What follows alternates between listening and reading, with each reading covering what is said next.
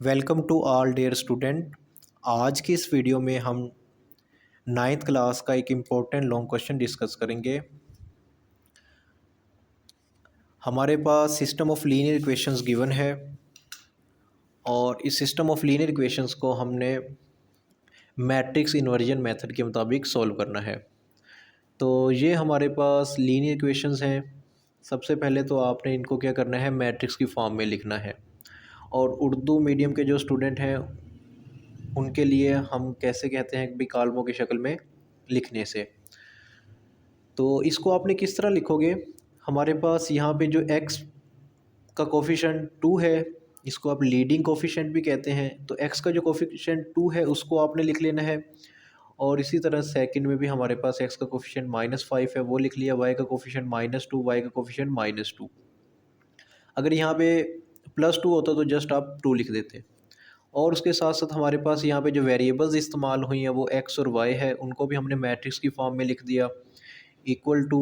और यहाँ पे हमारे पास जो कांस्टेंट टर्म्स हैं 4 और -10, वो आप लोगों ने यहाँ पे लिख ली। उसके बाद आपने इनको नेम दे देना है। लेट कर लेते हैं, इस मैट्रिक्स को आप A का नेम दे दें और इस मैट्रिक्स को आपने x का नेम दे देना है।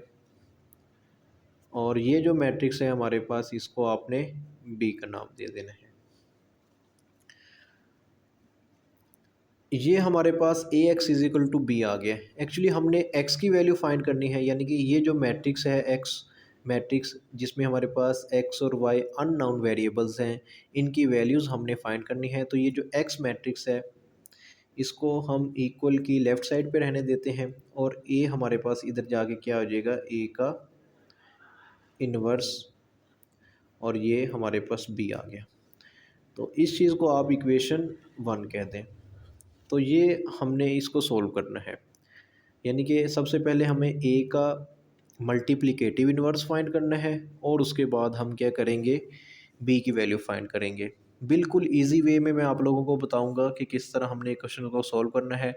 तो वीडियो को आप कंप्लीट देखें, इंशाल्लाह फ़ायदा होगा, तमाम स्टूडेंट को समझ भी आ जाएगी ईजीली।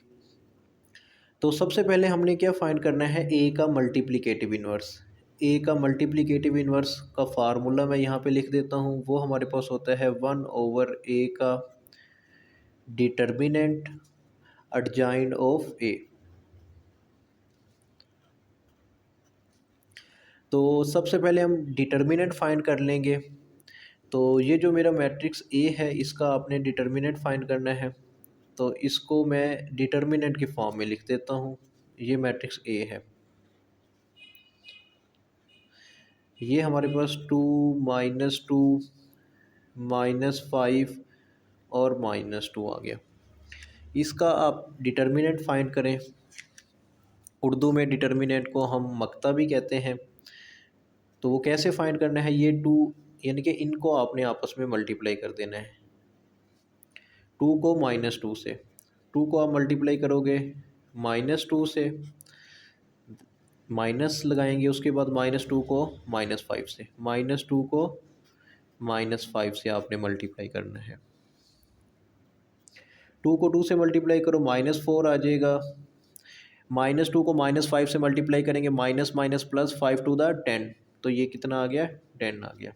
इसको आप सिंप्लीफाई करें, माइनस माइनस प्लस हो जाएगा, इनको आप ऐड करें तो हमारे पास -14। ए का डिटर्मिनेंट क्या आ गया, -14। सो आप लिखें ए का determinant is not equal to 0, so multiplicative inverse is possible. तो हमारे पास मल्टीप्लिकेटिव इन्वर्स क्या है, पॉसिबल है। अच्छा, अब आप ये देखें कि हमने ए का डिटर्मिनेंट फाइंड कर लिया इस इक्वेशन के लिए। इसको आप इक्वेशन 2 का नाम भी दे सकते हैं, ठीक है। इक्वेशन 2 में हमारे पास ए का डिटर्मिनेंट तो हमने फाइंड कर लिया, एडजॉइंट ऑफ ए फाइंड नहीं किया। तो मैं यहाँ पे मेरे पास स्पेस मौजूद है, तो यहाँ पे मैं क्या करता हूँ, ए का एडजॉइंट फाइंड कर लेता हूँ। तो मैं यहाँ पे लिखता हूँ एडजॉइंट ऑफ ए। वो क्या होगा, देखिए मेरे पास ये जो था ना, ये मैट्रिक्स ए है, इसका एडजॉइंट फाइंड करना है। तो हम एडजॉइंट कैसे फाइंड करते हैं, बिल्कुल ईजी वे है इसका। यानी कि ये जो डायगोनल मैट्रिक, यानी कि ये जो डायगोनल की एंट्रीज़ है ना हमारे पास, ये जो मैट्रिक्स गिवन है इसमें ये डायगोनल की एंट्रीज़, इनकी आपने पोजीशन चेंज कर देनी है। -2 इधर चला जाएगा और 2 को आपने इधर लिख लेना है। तो यहाँ पे -2 आ गया, और ये नॉन डायगोनल में जो हमारे पास एंट्रीज़ हैं इनके आपने साइन चेंज कर देने हैं। यानी ये -2 क्या हो जाएगा, +2, और ये आ जाएगा 5। ये हमारे पास एडजॉइंट आ गया। अब हम क्या करते हैं कि हमारे पास जो इक्वेशन 2 है, डिटर्मिनेंट भी फाइंड कर लिया, एडजॉइंट भी फाइंड कर लिया, तो इसकी मदद से हम क्या कर सकते हैं, इनमें वैल्यूज़ पुट करेंगे और ए का इन्वर्स आ जाएगा। तो यहाँ पे मैं क्या लिखता हूँ, ए का इन्वर्स लिख दिया। तो इसमें मैं वैल्यूज़ पुट कर रहा हूँ इक्वेशन 2 में। तो ये 1 फार्मूले वाला, और ओवर में मेरे पास ए का डिटर्मिनेंट है, उसकी वैल्यू क्या आई थी, -14, और उसके बाद मेरे पास जो एडजॉइंट की वैल्यू थी वो ये मैट्रिक्स है, इसकी वैल्यूज़ लिखें, -2, 2, 5 और 2। ये मेरे पास ए का इन्वर्स आ गया। अब मैं क्या करता हूँ, ए के इन्वर्स की वैल्यू इक्वेशन 1 में पुट कर देता हूँ।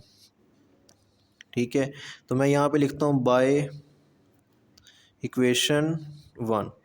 तो इक्वेशन 1 क्या है मेरे पास, x इक्वल टू, ठीक है, ए का इन्वर्स और बी। सबसे पहले आप ए के इन्वर्स की वैल्यू पुट करें। ए के इन्वर्स की वैल्यू ये है मेरे पास 1/14, और साथ में मैट्रिक्स जो गिवन है -2, 2, 5, 2। ये तो ए के इन्वर्स की वैल्यू आ गई। अब बी की वैल्यू कौन सी है, तो हमने यहाँ पे लेट किया था कि ये जो मैट्रिक्स है ना हमारे पास, ये किसके बराबर है, ये बी मैट्रिक्स हमने सपोज किया था, ये लेट किया था। तो इसकी वैल्यू पुट करें, इसकी वैल्यू है 4 और 10। अब आपने क्या कर देना है, इनको मल्टीप्लाई कर दो। यानी कि सबसे पहले आप क्या करें, इन दोनों मैट्रिक्स को मल्टीप्लाई करें। तो ये 1/14, अच्छा ये माइनस का 14 है, तो ये साइन का आपने ख्याल रखना है, बाज़ दफ़ा मिस्टेक हो जाती है। तो अब इनको मल्टीप्लाई करें, यानी कि इन दोनों का प्रोडक्ट ले लो। प्रोडक्ट कैसे लेंगे, फर्स्ट रो, यानी कि ये जो फर्स्ट रो है ना, इसको सेकंड मैट्रिक्स के फर्स्ट मैट्रिक्स की फर्स्ट रो को सेकंड मैट्रिक्स के फर्स्ट कॉलम से मल्टीप्लाई करना है। तो यहाँ पे ब्रैकेट में लिखें, -2 को मल्टीप्लाई करोगे 4 से, दरमियान में प्लस आएगा, और 2 को मल्टीप्लाई करोगे 10 से। इसी तरह फर्स्ट रो अगर सेकंड कॉलम होता मल्टीप्लाई करते, सेकंड कॉलम नहीं है तो आप क्या करें, ब्रैकेट क्लोज कर दें। नेक्स्ट हम क्या करेंगे, 5 को मल्टीप्लाई करेंगे 4 से, यानी कि सेकंड रो फर्स्ट कॉलम। ये एरो आपने नहीं लगाने, ये मैं सिर्फ आप लोगों की अंडरस्टैंडिंग के लिए बता रहा हूँ। 5 को मल्टीप्लाई करेंगे 4 से, दरमियान में प्लस आएगा, और फिर आपने 2 को मल्टीप्लाई कर देना है 10 से। ठीक है, और इसे मैं यहाँ पे लिख देता हूँ, सिंप्लीफाई करता हूँ। ये हमारे पास क्या आ गया, इक्वल 1/-14, और इसे आप मल्टीप्लाई करें, 4 को 2 से मल्टीप्लाई करोगे -8, प्लस 2 को 10 से 20, और 5 को 4 से ये भी 20 आ जाएगा, और ये 2 5 द, और सॉरी 2 10 द 20। तो ये 1/-14 एज इट इज़, इसको आपने सिंप्लीफाई करना है। ठीक है, तो ये मेरे पास आ जाएगा 22, और इन दोनों को आप सम लो तो ये आ जाएगा 40। अच्छा, उसके बाद अब क्या करना है, ये जो हमारे पास 1/-14 है इसको मल्टीप्लाई कर दें। तो यहाँ पे हमारे पास कुछ इस तरह का आ जाएगा, -22/14, और यहाँ पे हमारे पास आ जाएगा -40/14। ठीक है, तो इसे आप सिंप्लीफाई कर दें, डिवाइड कर लें, हमारे पास 2 पे डिवाइड कर दें, तो ये आ जाएगा -11/7।